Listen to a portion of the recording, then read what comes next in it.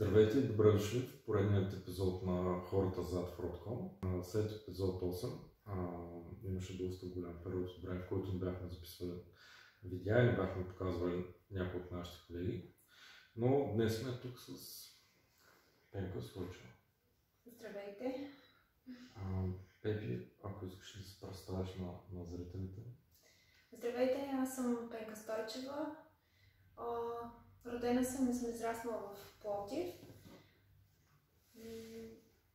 Завършила съм образованието си също в Пловдив и майка съм на 3 деца. Завърших първата си магистратура в ПЕЛО. Тя е математика със специализация информатика, но никога не съм работила по тази специалност. На по-късен етап завърших магистратура счетоводство и контрол и всъщност тази магистратура ми помогна да се намеря работа в една от най-дългосрочните работи, които съм работила преди Фродком, в банка за след 15 години. И така. Добре. Как попадна в Фродком, сещаш ли се? Да. Това беше преди малко повече от година, стандартно чрез обява. И всъщност аз кандидатствах за различна позиция от тази, която съм в момента, но по време на интервюто ми беше предложена тази позиция контрол разходи, която всъщност на мен лично ми допадна повече и съвпадаше с желанието ми за намиране на работа. Съответно, борих се да остана на тази позиция и така до финализиране на интервюта. Да. Контрол разходи звучи като нещо много сериозно и човека, който е с пръчката. И контролира всички. Да, така звучи, но всъщност работата ми е свързана с документи, административна работа. Да, има планиране, прогнозиране на разходите. Да, как минава един твой ден? Какво правиш? С какво се занимаваш? С счетоводните документи, с първичното счетоводство, с това кога да бъдат заплатени разходите, планирането им, прогнозирането на паричните потоци, кога ще бъдат нужни повече средства. Общо взето такива работи. Звучи интересно. Случват ли се някакви интересни неща? Въпреки това да задам този въпрос.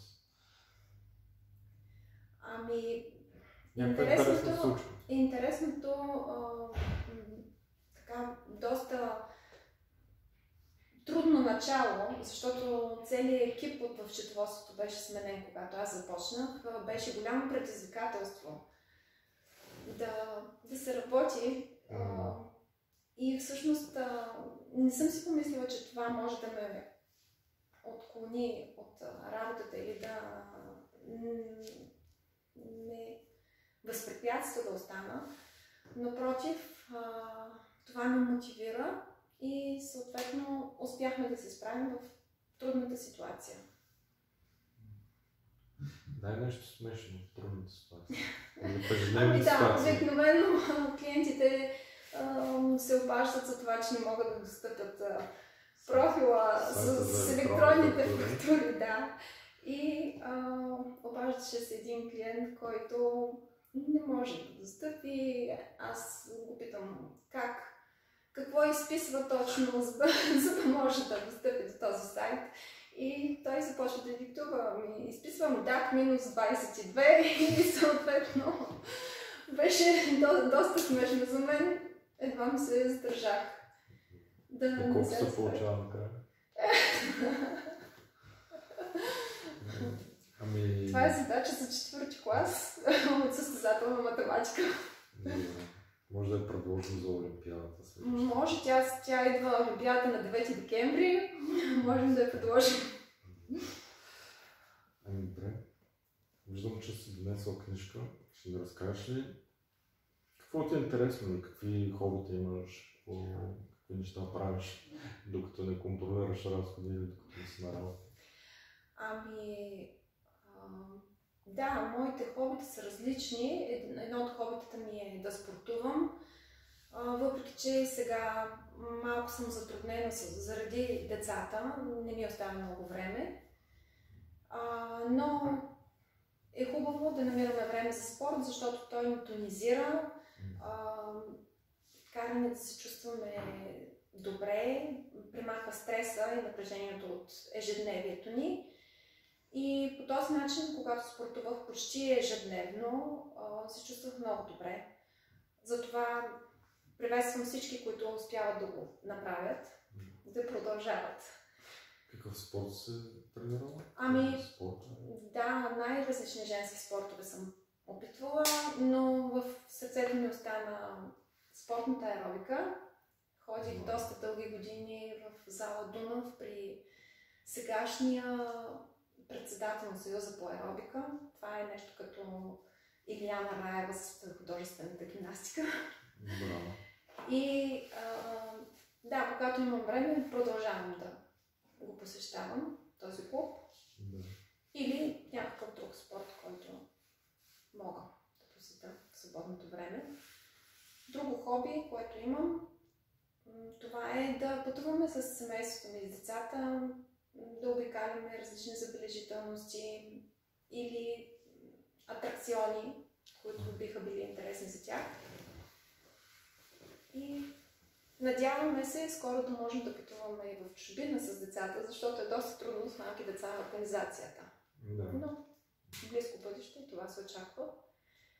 И другото ми хоби, което открих, че мога да правя, дори вършейки нещо друго, защото нямам много свободно време, е четенето или слушането на книги. Със слушането може навсякъде, понеже даже го съчетавам един вид със спорт, понеже нямам време да спортувам, нямам време да чета книги и сутрин и вечер аз се прибирам и идвам на работа пеш. Това са около 2-3 км. Реално около минимум 6 км на ден аз минавам пеш и в това време аз имам възможност да слушам книги или някакви подкасти, които ме интересуват. И така успявам да съчетая няколко неща. Полезното с полезното. Да. Това време с слушане на книги. Да. Когато човек има желание, намери начин. И специално за интервюто съм донесла една книга, която много ме впечатли и съответно промени някои от моите възгледи. Това е книгата "Най-великият търговец на света", препоръчвам я, защото тя съдържа принципи за живота, които ако всеки човек спазва, ние ще живеем в един много по-добър свят. Един от принципите е да започваме всеки ден с любов в сърцето. И аз приветствам всички, които ще гледат видеото, да започнат деня си с любов в сърцето, да бъдат по-добри един към друг и съответно по този начин да възпитават и децата си, за да можем да им предоставим много по-добро бъдеще. Звучи много добре. Аз бих също се присъединил към твоя призив всички хора да се постараят да бъдат малко по-добри, така целият ни свят ще бъде по-добър. Благодаря за участието днес. И аз благодаря.